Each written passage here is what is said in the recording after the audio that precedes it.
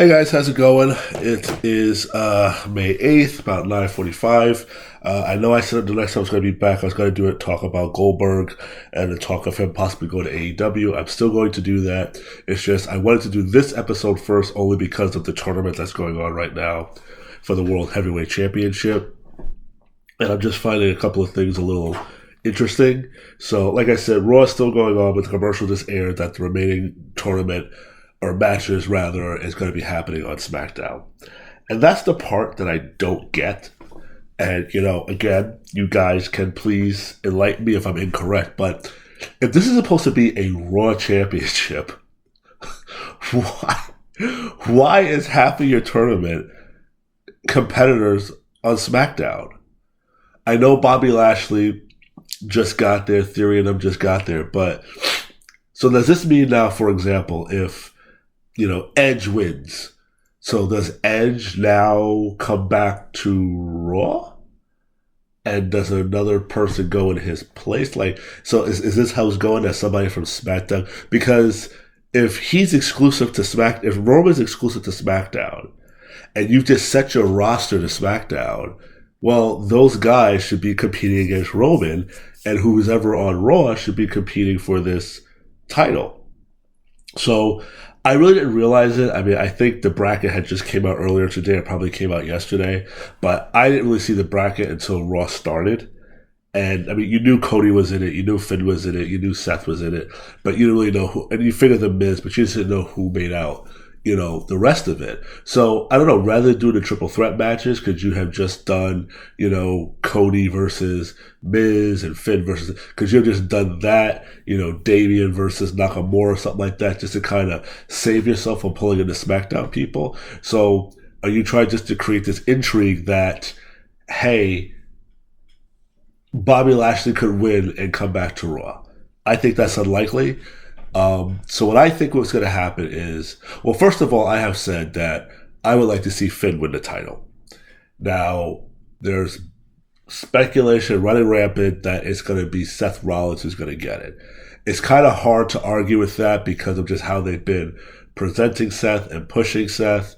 I mean, Seth has always been to the top of the card, but the fact that it's been mentioned more and more about how, when was the last time you held the title, it's not impossible to see why he would be the one to get the title. I am glad, before I finish that, I want to say I am glad that what happened with Cody. Because, as I said in the last podcast and the one before that, anything less of Cody dethroning Roman, I'm sorry, is a failure on his return. You've built up this hype about finishing the story, telling the story that your dad never got to hold the title, all of this stuff. And as I have said, as a lot of people have said and seen this, second championship as a consolation prize. Because you guys couldn't beat Roman, or we didn't want you to beat Roman, or we don't want to have Roman beaten, but, it's getting to the point now we can't keep stretching this with just one champion, whatever. To me, to make Cody's return worth it in the eyes, I think, of all the fans and how you've built this up, he has to be the one to dethrone Roman. So now you've taken him out of the picture now, which I think we're all expecting. I mean, it was a little hard to tell, because lately they haven't been really going with the continuity and just kind of been leaving things sort of open-ended. Like with Brock and Omos, you kind of thought maybe they would kind of circle back to that, but they didn't. And the way Cody was going for the cover on on the Miz, because he was taking too long. You could tell he was stalling. So I was kind of waiting for the music to hit, but instead Brock came through the crowd. Fine. But you're pulling Cody out, keeping him distracted, keeping him busy. And like I said, it seems like Brock is being used as the test. And Cody has to go through this toughness to get to the championship. That could be a Vince thing. I don't know. Speaking of Vince, I'm going to get to that as well, of what I'm getting to in a long-winded way, was that they're keeping Cody out of the title picture. So does that mean that Cody wins Money in the Bank and challenges Roman at SummerSlam, let's say. Is this how we get Roman and Cody back together? Or does Cody continue this journey, win the Royal Rumble again, pulls a Stone Cold, pulls a Shawn Michaels, wins the Royal Rumble back-to-back, and challenges Roman Reigns for the title at the next WrestleMania, which would be what, WrestleMania 40? Is that what happens? I just can't see Cody going for the World Heavyweight title. I'm sorry, I can't. The way you built this, he needs to beat the man, the top guy. And you can put this secondary title, and I'm sorry, the consolation prize, you can put it on Seth, you can put it on Finn, you can put it on Bobby. Cody could beat them, and it's not going to be the same as Cody beating Roman Reigns. SummerSlam has to be Cody versus Roman. Survivor Series, however you're going to get to it, it needs to be Cody versus Roman. That's how it is. So I am glad they pulled Cody out of this for now. Again, he can always win Money in the Bank and challenge for it. They could decide to have 2 Money in the Banks, one for Raw, one from SmackDown. But if you do that for the men, you got to do it for the women. And like I said, 4 ladder matches in one pay-per-view is overkill, and that's not going to work. So I think that's why they'll keep it 1 men, 1 women, and that's it. But now with Vince, so now that Cody is out of it, and Vince is involved in this, and he has the influence, as they say he has, but not control, but the influence, I can see a bit of a swerve. And the swerve revolves around who? Austin Theory. Why do I say Austin Theory? Not because I'm a fan of Austin or because I think he is going to be champion. I think one thing they could do is there is a history and there is a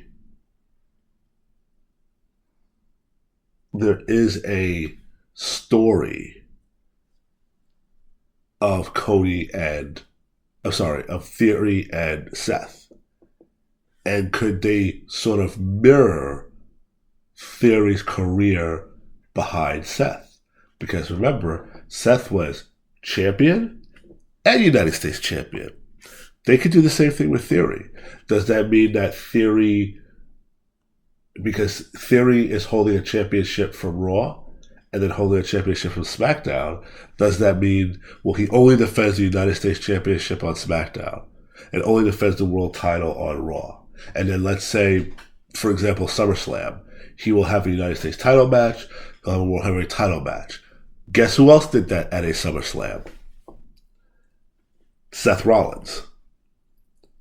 So, since now you're giving us Seth and Finn Balor now in the semifinals,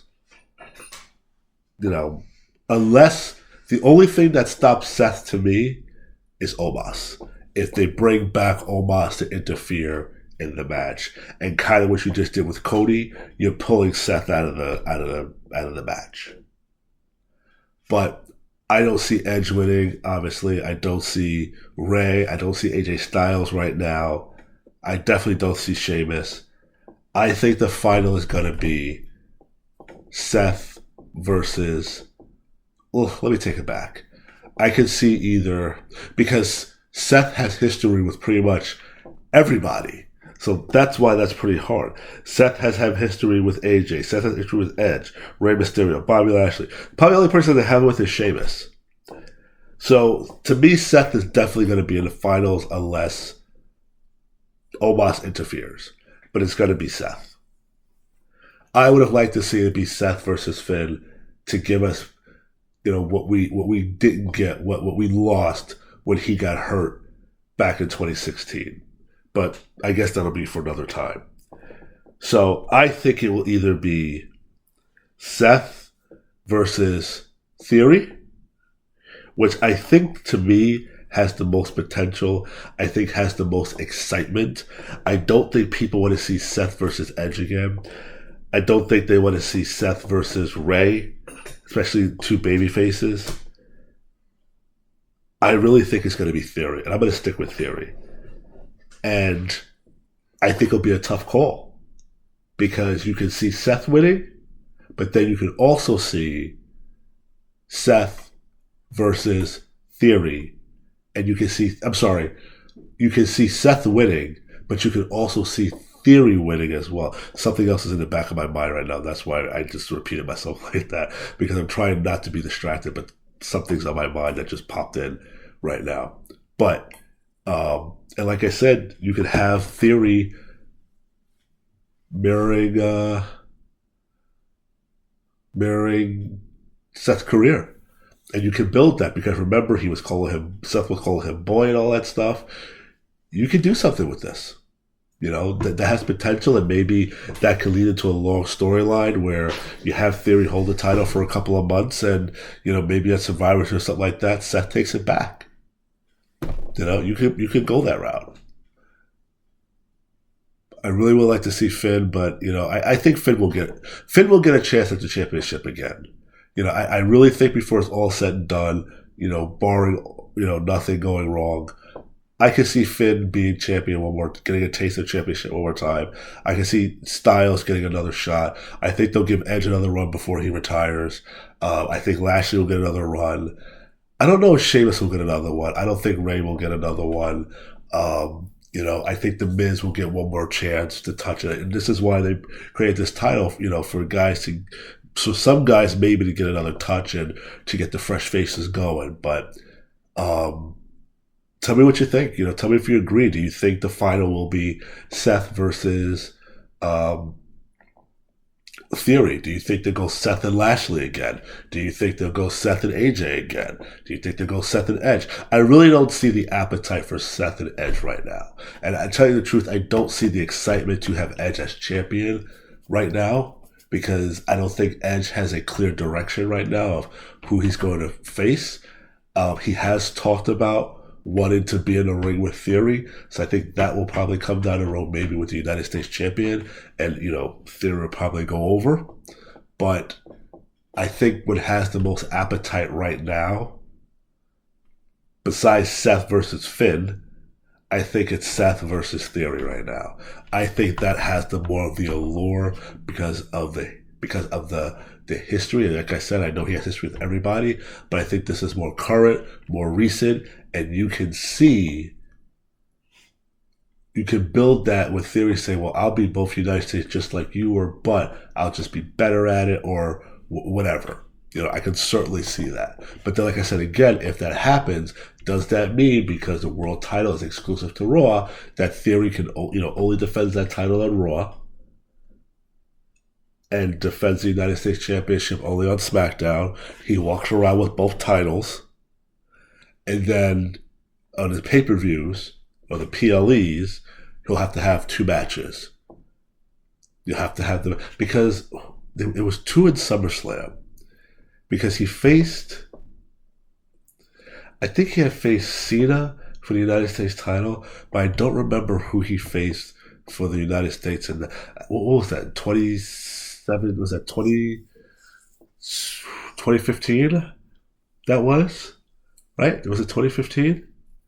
But I don't remember who he faced. But I believe he lost the United States title, but kept the WWE title. But that's what that was. But that's why I just wanted to jump on this, talk about the tournament. I just found a little odd that you're including these SmackDown guys when it's supposed to be a Raw Championship. But, for whatever reason, that's what they did. But I can see the intrigue at least coming with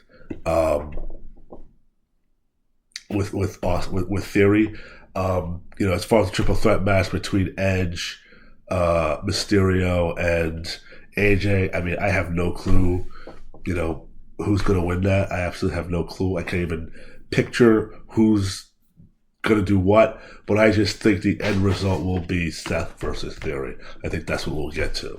So, we'll see again. Depending on what happens on Friday, I'll jump back on, throw out another episode. If not, the next episode will be finally about Goldberg and whether or not we'll see him in AEW because of the talk of him working with Wardlow. His contract is done with WWE. He's obviously pretty pissed off about that. He's talked about doing some sort of, was it 4-city tour or 4-match tour or whatever. You know, if Goldberg goes to AEW, I think it will be a big boost. I mean, I do have some complaints with AEW. I mean, when don't I have any complaints about AEW? But one of the big things is that I can't believe that they're going to do is that they're going to split their roster.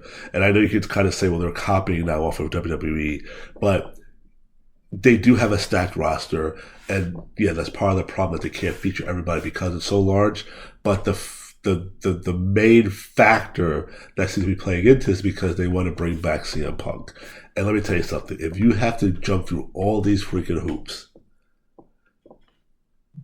just to bring back this one, is it really freaking worth it?